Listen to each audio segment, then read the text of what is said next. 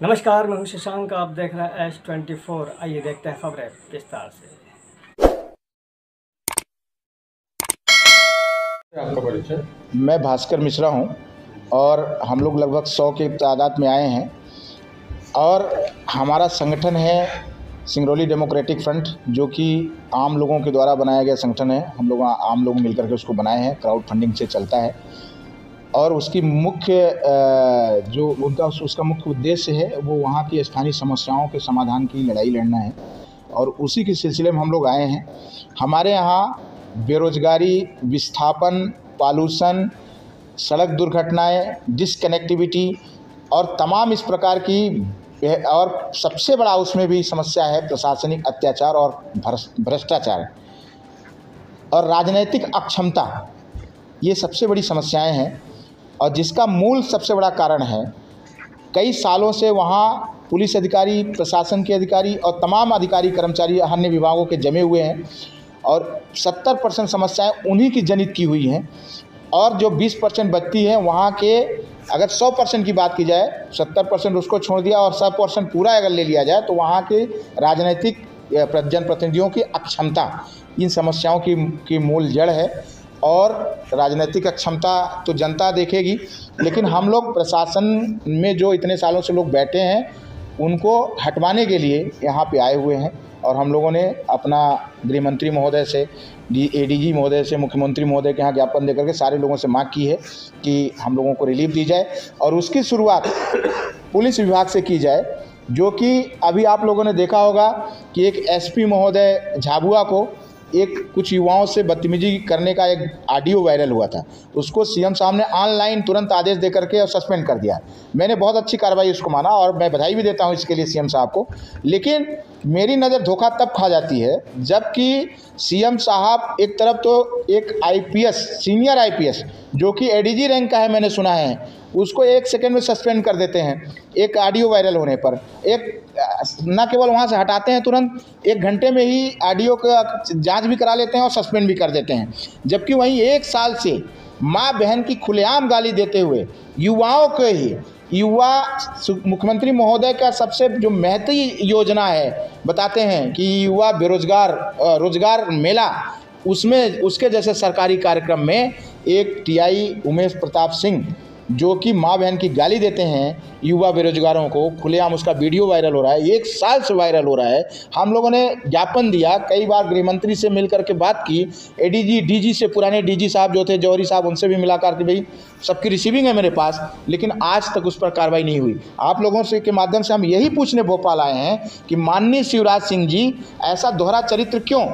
क्या आप जो वीडियो क्लिप बना के रोज़ जनता के बीच में भिजवा रहे हैं, नायक की भूमिका, नायक के अनिल कपूर की भूमिका में दिख रहे हैं, वो भूमिका आपकी केवल और केवल पूरे मध्य प्रदेश के लिए है कि सिंगरौली को छोड़ के पूरे मध्य प्रदेश के लिए है? क्या वो सिंगरौली में भी लागू होती है या सिंगरौली के बाहर सारे मध्य प्रदेश में लागू होती है? जिस TI के बारे में आप बोल रहे हैं कि खुलेआम गाली गलौज करते हैं, उनको किसका संरक्षण प्राप्त है कि माननीय मुख्यमंत्री जी भी उसके खिलाफ कुछ नहीं कर पा रहे हैं? मैं तो नहीं जानता, अब मुख्यमंत्री महोदय का ही होगा, प्रभारी मंत्री, मेरे ख्याल से वहाँ के जो प्रभारी मंत्री हैं। और सबसे बड़ी बात, एक चीज़ और बता रहा हूँ, जो वहाँ का जिले का SP है उसका पूरा संरक्षण प्राप्त है।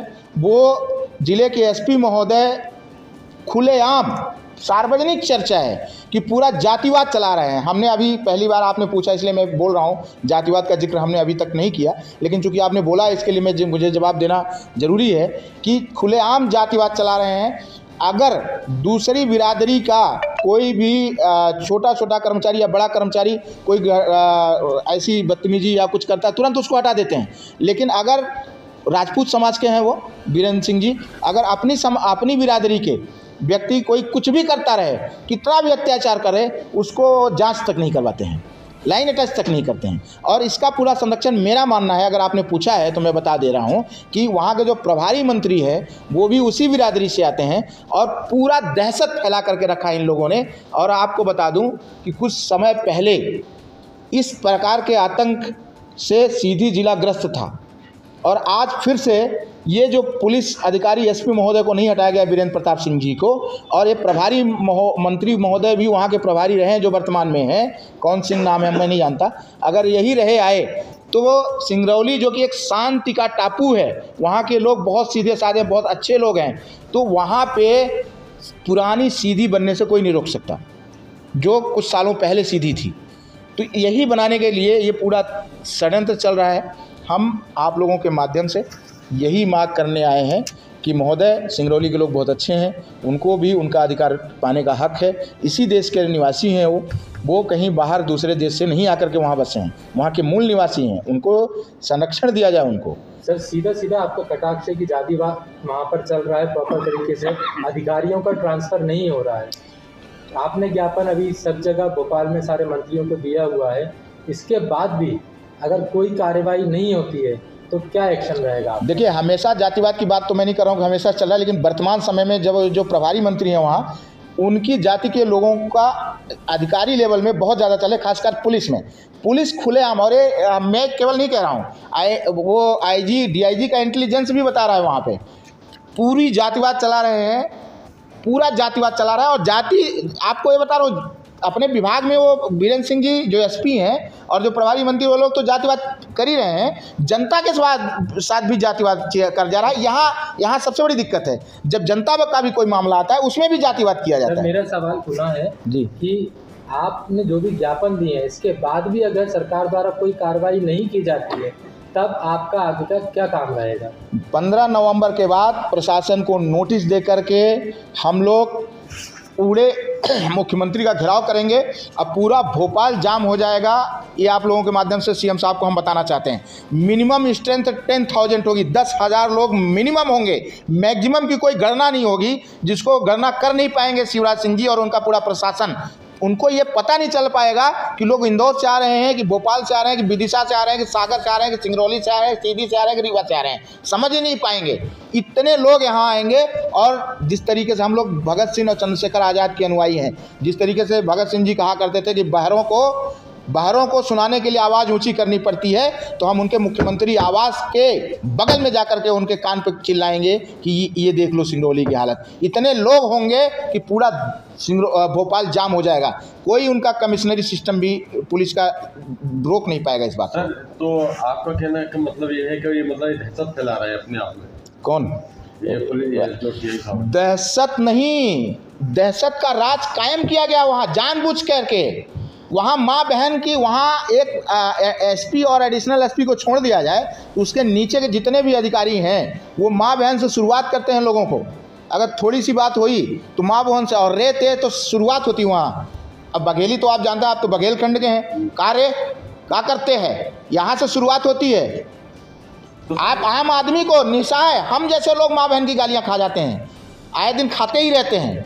जबकि हमारे खिलाफ आज तक, मैं 40-42 साल का हो गया हूँ, 107-16 का भी पर्सनल केस नहीं लगा है। हमारे खिलाफ जिला बदल कर दिया इन लोगों ने, जिला बदल के का प्रस्तावित किया है, फर्जी मुकदमा पूरा कायम करके। सर, मध्य प्रदेश के अंदर मध्य प्रदेश सरकार के इंजीनियर्स, डॉक्टर, टीचर्स, सभी वर्ग के सभी कर्मचारी ज्ञापन देने और आंदोलन करने पे तुले हैं।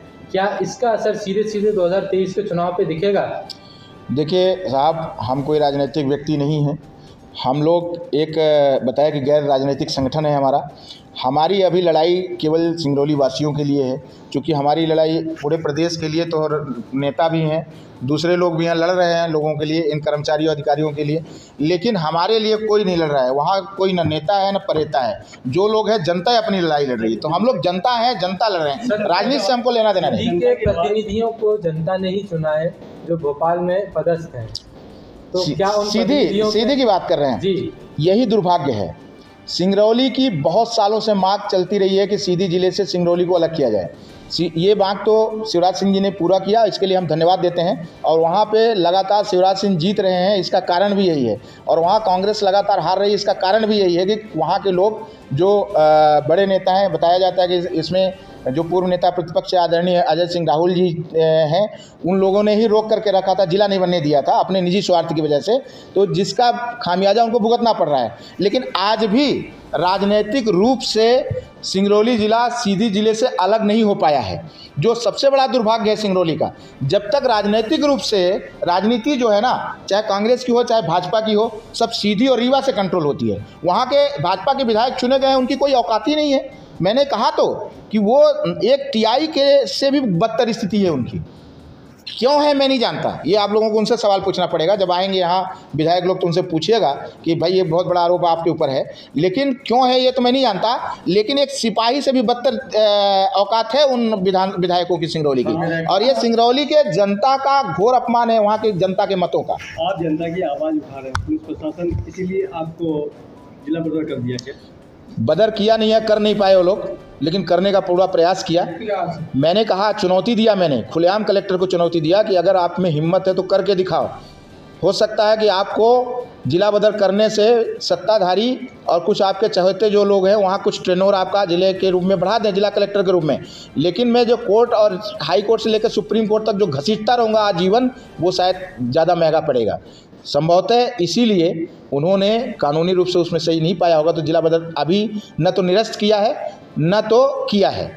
तो क्या करते हैं वो तो अभी बताएंगे, हमको पता नहीं, लेकिन टोटल अवैधानिक है। आप बताइए, गुंडा एक्ट, जिस व्यक्ति के ऊपर पर्सनल एक मुकदमा कायम न हो उसको गुंडा फाइल खोली गई है, इससे बड़ा गैर कानूनी काम क्या हो सकता है। जब वो हमको बुलाया गया प्रोफार्मा भरने के लिए, तो जिस प्रोफार्मा में जितने खाते उनमें से मेरा नाम, मेरे बाप का नाम, मेरा पता के अलावा उसमें कुछ मैच ही नहीं हो रहा था, लेकिन गुंडा फाइल खोल दी गई है। अब आप समझ सकते हैं सिंगरौली की पुलिस किस तरीके से काम कर रही है। सर, मेरा एक लास्ट प्रश्न जी सर, टीआई साहब के द्वारा ये जनता के लिए गलत व्यवहार किया जा रहा है, गाली गलौज के, इसका कोई वीडियो है। मैं आप लोगों को या एविडेंस मैं वीडियो है पूरा, चूंकि माँ बहन की गाली तो सार्वजनिक हम आपको दे नहीं सकते, आपको व्हाट्सअप कर रहे हैं, पूरा वीडियो है। और वही नहीं, कई वीडियो हम लोग दे रहे हैं। महिलाओं को पुलिस हमारे पास है, आप मैं दिखाई देता हूँ आपको, ये देखिए, मैं वीडियो दिखा देता हूँ आपको, माँ बहन वाली और महिलाओं वाली। जो एक महिला को पुलिस, एक भदौरिया जी ने, यही मैं कह रहा था, एक चौकी प्रभारी हैं जितेंद्र भदौरिया जी, उन्होंने, उनकी टीम ने बिना महिलाओं को जनता पुलिस, मतलब जेंट्स पुलिस ने मारा।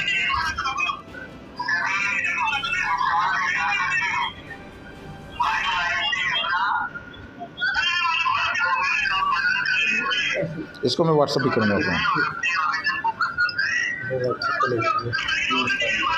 इसका व्हाट्सएप कर दीजिए। जैन चौकी प्रभारी।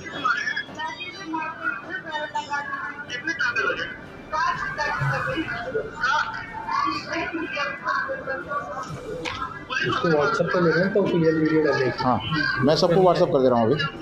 बिल्कुल, इसको विजुअल में ले लेंगे आप, ये मैंने इस पर डाल देंगे। ठीक है भैया। यदि आप S24 की खबरें देखना चाहते हैं तो गूगल पर टाइप करें S24x7। आज के लिए इतना ही, अब दीजिए मुझे इजाज़त। नमस्कार। बिटिया की शादी हो या बेटे की बारात, बर्थडे हो या सगाई की रस्म, मेहंदी हो या हल्दी की रस्म, उबटने से लेकर वलीमे तक, फलदान से लेकर रिसेप्शन तक, हम रखेंगे आपका ख्याल। Videography, photography, album design, documentary film, ad film, video song, all events coverage के लिए आज ही कॉल करें 9669530217।